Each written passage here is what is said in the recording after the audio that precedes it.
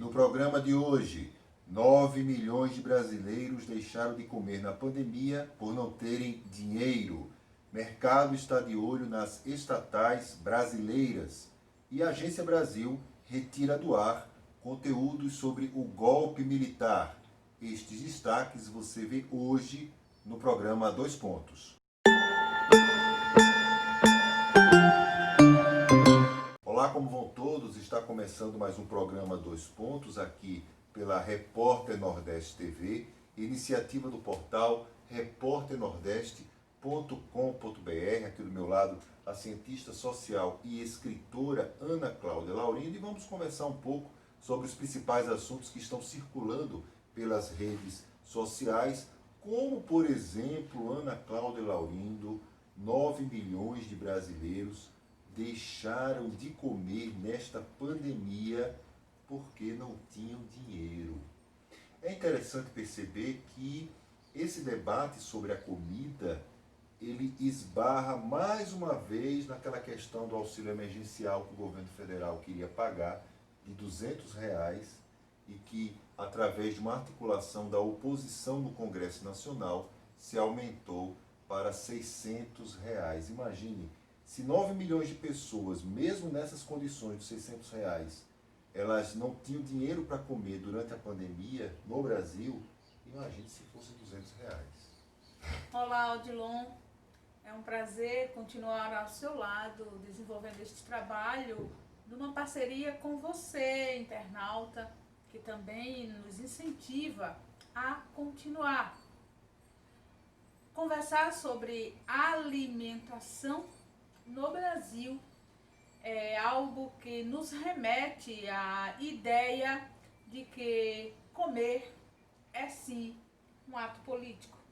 Além de um ato biológico, por necessidade do corpo, é um ato político, pois a partir de decisões políticas, o tipo de alimento que chega à mesa do trabalhador, se o alimento chega a essa mesa e a forma como ele chega a essa mesa, tudo se vincula à estratégia política, políticas públicas, decisões tomadas nas esferas de poder.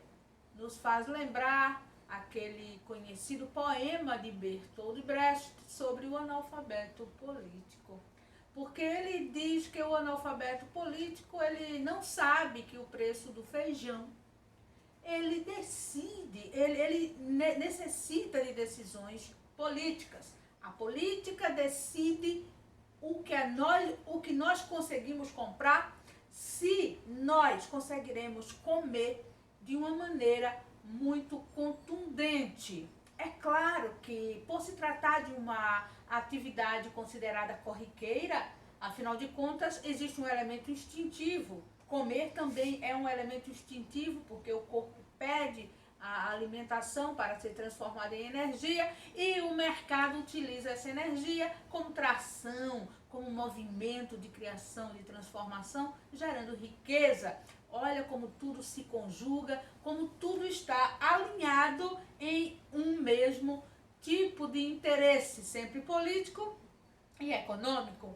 Lembrando, Odilon, que antes da pandemia, o Brasil já sofria uma agressão fortíssima às suas políticas alimentares através da liberação de centenas de agrotóxicos pelo presidente Jair Bolsonaro, o que já implicou em uma alimentação deficitária, envenenada, decadente para as necessidades do corpo, pois o potencial patogênico deste alimento ele se tornou mais agudo através das políticas implementadas pelo presidente Jair Bolsonaro. Nós não contávamos até então com a chegada da pandemia, mas já estávamos sim vivendo as consequências de um processo de desemprego. Lembram das reformas trabalhistas? lembra das perdas de direitos que os trabalhadores tiveram, lembra das implicações que estas relações elas trouxeram para a vida real, como um contrato intermitente, como a relação precarizada, a instituição do precário como opção de trabalho, que na verdade não é uma opção, é uma imposição. Então, todas estas transformações nas relações de trabalho, inclusive o fato de o trabalhador ficar perdido no tiroteio sem saber a quem recorrer juridicamente, porque perdeu todas as referências de Ministério do Trabalho. Olha, tudo isso implica e implicou na perda. Então, dizer foi a pandemia, não somente a pandemia. Na verdade, a pandemia, ela encontrou um quadro extremamente comprometido no sentido de políticas alimentares para o brasileiro. Exatamente. Porque passa por várias áreas e tornou mais aguda esta necessidade em meio a uma situação caótica que, obviamente, por conta da pandemia, ela se tornou mais agravada. Está mais do que na hora de nós brasileiros nos interessarmos por política. Porque desde a cama onde nós deitamos o corpo cansado para repousar e recuperar energias, aquilo que chega na nossa mesa, tudo isso passa pelas decisões políticas, pela forma como as políticas públicas são implementadas em nosso país. Esse contingente que ora não tem dinheiro para comprar comida, ele não caiu do céu ou materializou repentinamente sem dinheiro. Ele está arcando com as consequências de decisões tomadas anteriormente. Que a pandemia não tenha a força de destruir as nossas esperanças, porque comprometidas elas já estavam. Olha, a Ana Cláudia Laurindo falou um ponto interessante, que é comer é um ato político e, além dessa informação dos 9 milhões de brasileiros que deixaram de comer por falta de dinheiro, existe também outro dado, que é na pandemia 1/3 das famílias com crianças e jovens comeu mais industrializados. Alguns industrializados, inclusive, são muito mais baratos. Mais baratos e com um potencial de nutrição muito menor, e com o acréscimo também de elementos químicos conservantes muito maior, que qualquer estudo breve já aponta para consequências fisiológicas. Ana Cláudia, quando você fala que comer é um ato político, você quer dizer que as pessoas que têm mais condições financeiras, obviamente, elas têm condições de ter acesso a uma comida mais saudável, é isso? É nessa conjuntura que você constrói esse pensamento, esse raciocínio? Odilon, passa também por isso, mas não somente por isso, pois o dinheiro que entra em uma casa em forma de renda, ele é repartido em necessidades prioritárias, e entre elas está a alimentação. Mas não é a única necessidade que um lar apresenta. No caso das pessoas que têm acesso a maiores remunerações, a margem de seletividade para investir na alimentação ela é maior. Então, ela permite acesso a alimentos mais saudáveis. Mas também não é só isso, porque antes disso nós também temos uma questão chamada conhecimento, chamada informação. A parcela que vem reproduzindo a jornada do proletariado no nosso país, que não tem tempo, que não tem permissão para acessar saberes constituídos, saberes formalizados, como este, que nos faz distinguir o alimento saudável do alimento menos saudável ou mais comprometidos com veneno ou com conservantes. Tudo isso também é resultado de um processo educacional, de um processo formador. Então, nós temos o caráter mais a longo prazo, que vem desde o processo educacional. Nós temos um caráter a médio prazo, que vem dos acessos materiais que o indivíduo porta, e nós temos um caráter a curtíssimo prazo, que é a situação circunstancial, o fenomênico que a pandemia agrava.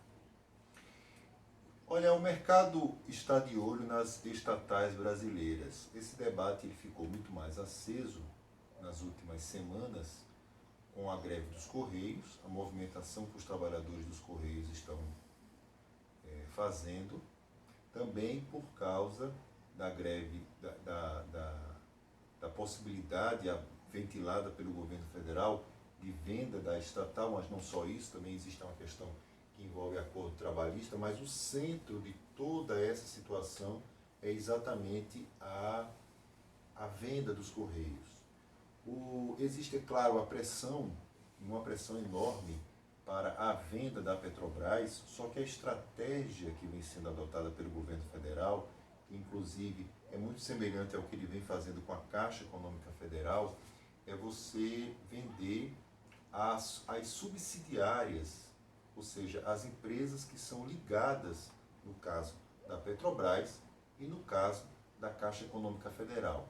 Você vende essas empresas que são ligadas à Petrobras ou à Caixa Econômica Federal ou às outras estatais. No caso, eu falo dessas duas porque a discussão hoje se centra muito mais nessas duas empresas públicas.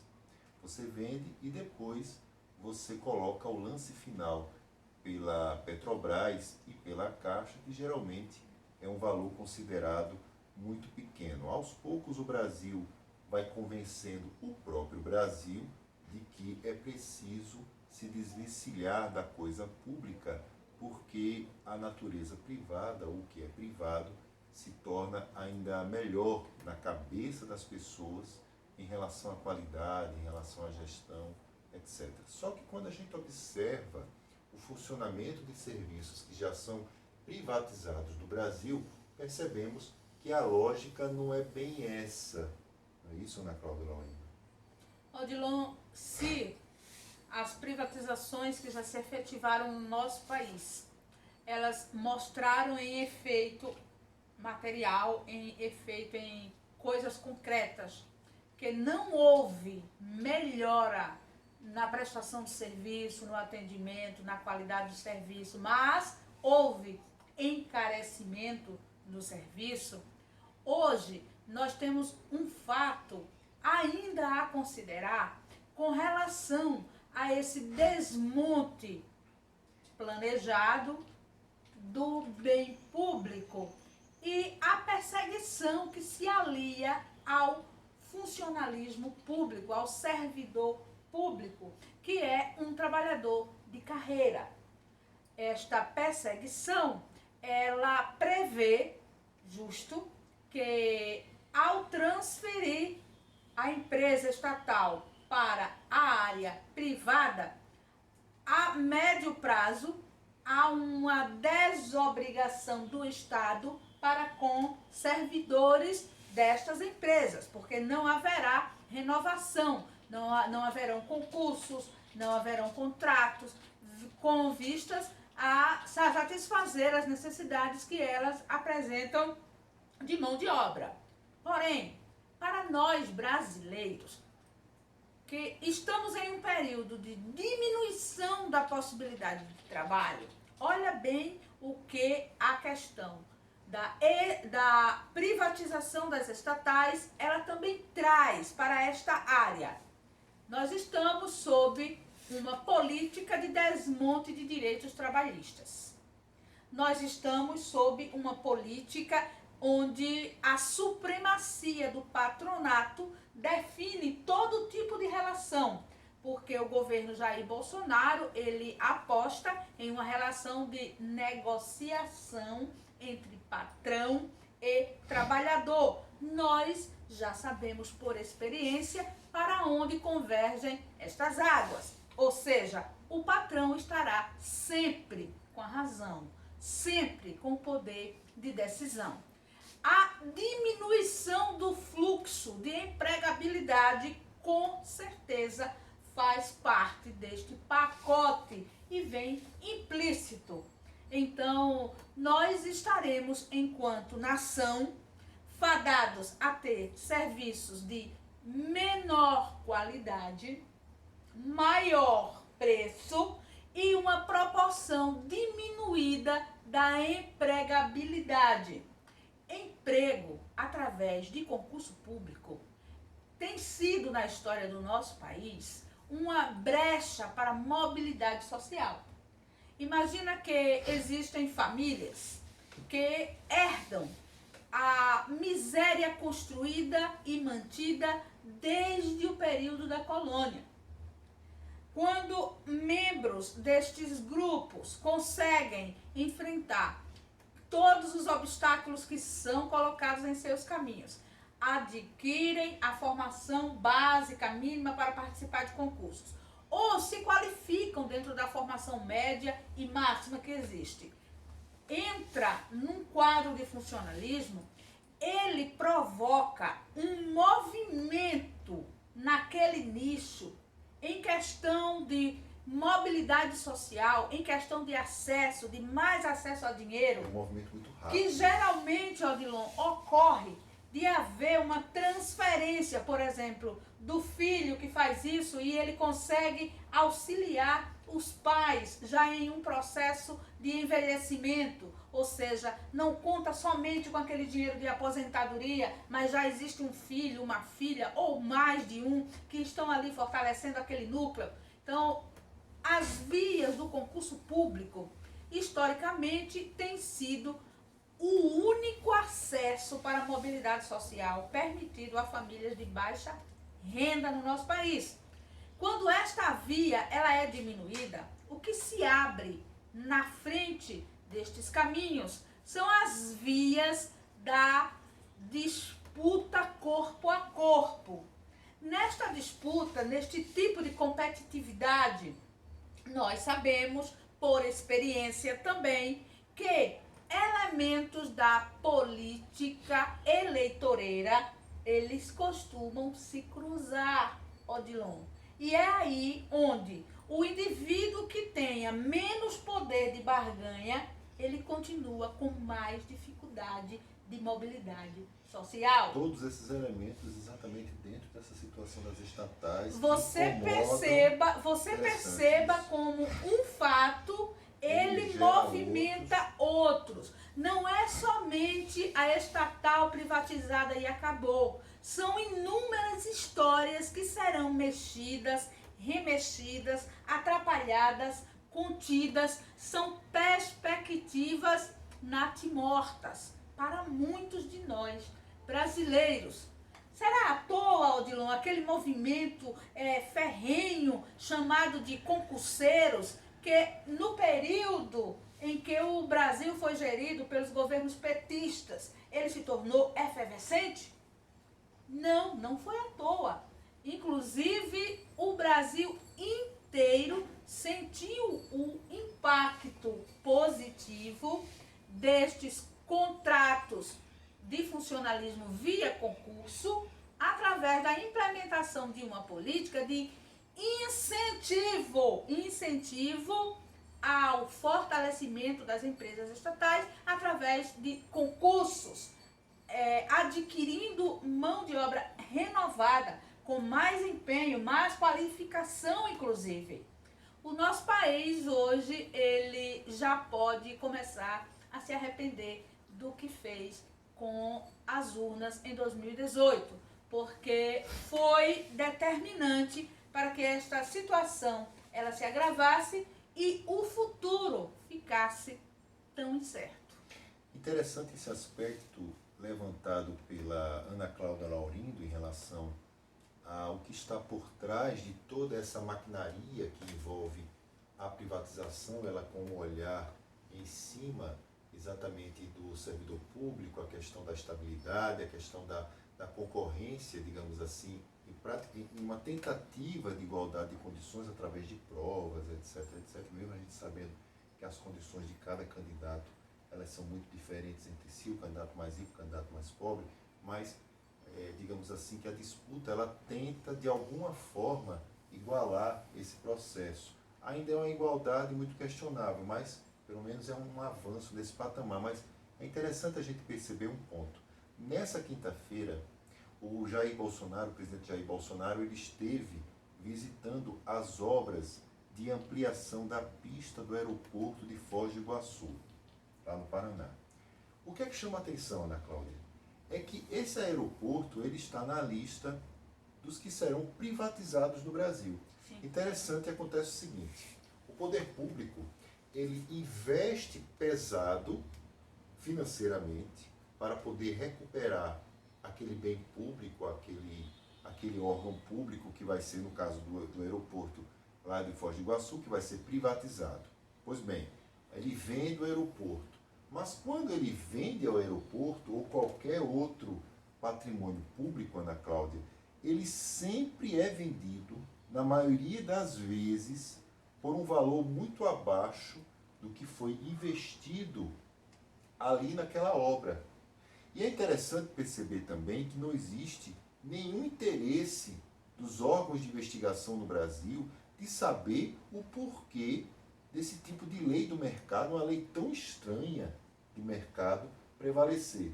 Você investe R$100 para recuperar aquele bem público e aí você vende por 20. É uma matemática que talvez os matemáticos que são catedráticos no assunto, eles entendam mais, ou talvez os economistas do setor financeiro, eles entendam melhor esse tipo de mágica ou de lógica, mas é verdade que, é claro, você vai vender aquele patrimônio que esteja dando prejuízo, ou que você coloca a ideia de investir o dinheiro na área social, etc, etc, segundo o discurso oficial, quando se fala de privatização. Mas na prática, você investe um valor e quando você vai vender, você investe com um valor muito menor daquele que você empregou para poder recuperar. Então, como é que funciona essa lógica da privatização no Brasil? A minha sugestão de leitura para os amigos internautas é a obra A Privataria Tucana, que apesar de ser uma obra que fala das privatizações do setor tucano na década de 90, no Brasil, mas ela ainda hoje serve como base para a gente poder entender que não existe interesse público quando se fala da privatização no Brasil. É muito raro encontrar o interesse público nessa situação. O que a gente encontra, geralmente, é o interesse escuso funcionando na lógica desse sistema. E olha, tem uma informação interessante, Ana Cláudia, exatamente da Agência Brasil. A Agência Brasil, isso foi até uma denúncia que saiu no portal Brasil de Fato. A Agência Brasil retira do ar conteúdo sobre o golpe militar. E olha que interessante, conteúdo sobre o período da ditadura, como um especial sobre os 50 anos do golpe de 64, publicado em 2014, assim como uma reportagem sobre a vida do jornalista Vladimir Herzog, assassinado pelos militares em 75, foram retirados do site da empresa Brasil de Comunicação, a EBC. Esse caso foi denunciado pelo Brasil de Fato através de um pedido de explicações cobrado pela Comissão de Empregados da empresa. Esse material da EBC, ele foi muito reproduzido, Ana Cláudia, pela Folha de São Paulo, enfim, pelo UOL, muitos sites nacionais, eles reproduziram, eu me lembro desse material, a qualidade dele foi muito boa, porque ele pegou relatos, enfim, ele fez uma boa história em cima do que representou o golpe militar no Brasil. Agora, eu pergunto a você, na internet, nos sites do governo federal, também estão os arquivos que falam, que mostram os depoimentos da Comissão Nacional da Verdade. E aí, isso sendo um alerta, porque talvez as pessoas tenham necessidade de baixar as centenas, acho que milhares de horas de áudios, de imagens, enfim, do que foi produzido pela Comissão Nacional da Verdade, com o risco de também esse patrimônio ser perdido, já que o material a respeito de Vladimir Herzog e dos 50 anos do golpe de 64, isso daí já virou fumaça, pelo menos na empresa Brasil de Comunicação. É mais um alerta de que Bolsonaro ele está colocando em execução a sua política negacionista com relação à ditadura militar, e o nosso país tem a sua memória histórica ameaçada por este tipo de atitude. Neste momento, nós todos ficamos muito mais aliviados porque a internet ela permite que muitas fontes continuem sendo acessadas, até que Jair Bolsonaro possa conseguir, porque ele tem esse desejo, viu? Possa conseguir uma ditadura no campo da internet, nós ainda teremos a possibilidade de baixar documentos, acessar documentos por fontes não oficiais. Porque o que o Jair ele sempre disse desde o palanque é que o Brasil não teve ditadura militar. E ele tenta tirar isso da memória oficial do país através do instrumento de mídia oficial que é a EBC. Porém, a internet, ela nos permite acesso, o que dificulta este apagamento de memória, a menos que se tenha um controle sobre a internet. Olha, gente, os riscos de um governo ditatorial passa por isso e por muito mais. O que também deve servir para nos incentivar enquanto povo brasileiro que preza pela memória e compreende a importância de manter acesa a memória do que foi a ditadura militar, dos males que ela causou para a nossa nação, que façamos o nosso movimento enquanto povo, abordando a ditadura militar o máximo que nós pudermos. Hoje, nós, enquanto massa que circula, que se movimenta dentro das redes via www, a internet, nós nos tornamos meio manipuláveis, até com o perfil politicamente correto. Porque nós sabemos que os identitarismos liberais, eles estão aí mexendo nas nossas feridas, despertando emoções, fazendo com que o público faça defesas aguerridas até de grandes empresas. Empresas consolidadas no mercado, empresas liberais, empresas que não têm nenhum compromisso histórico e social com o Brasil, mas mexem nas feridas e as pessoas trabalham gratuitamente para elas por conta da emoção.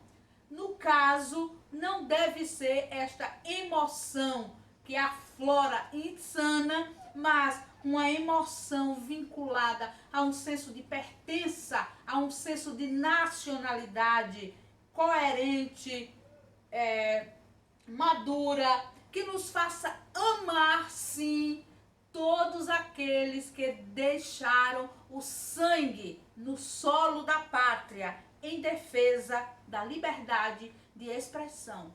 Eles merecem que as nossas emoções se inflamem, mas se inflamem no controle, no equilíbrio de saber reagir a esta política de apagamento da memória. Vladimir Herzog não é o único e é um dos importantes nomes que vive sofrendo ataques à memória, justamente por terem sido vítimas da ditadura militar. Façamos então a nossa parte, conheçamos as políticas de Jair, sejamos os rastreadores das consequências desta política para a história imediata e também para o futuro do nosso país, e não deixemos repetir os erros que a nossa geração ela cometeu, deixando que essa página da história ficasse mesmo amarelada, desbotada, e a juventude brasileira chegasse ao ponto em que ora se encontra sem saber de fato o que aconteceu, tornando-se maleável pelos instrumentos bolsonaristas, gerando dúvida, trazendo a desconfiança da verdade histórica, a nossa parte ainda pode ser feita. Jair vai apertar a sua política de apagamento da memória. Por outro lado, fomos nós reagindo, apertando e acirrando, fazendo fluir esta memória abatida e combatida, transformando em uma referência aguerrida de brasilidade. Bravo, bravo, e com esse discurso enfático de defesa da democracia, feito por Ana Cláudia Laurindo, escritora e cientista social, nós encerramos mais um programa Dois Pontos aqui pela Repórter Nordeste TV. E antes de encerrar, lembrando também que a Repórter Nordeste TV é vinculada ao portal reporternordeste.com.br, nós mais uma vez insistimos para que você curte, compartilhe, indique um amigo nas redes sociais para mostrar o nosso conteúdo. Nós temos o programa Dois Pontos, mas também nós temos outros programas, uma grande programação na nossa televisão que está começando e vai mostrando seu espaço nas redes sociais. Forte abraço, até a próxima.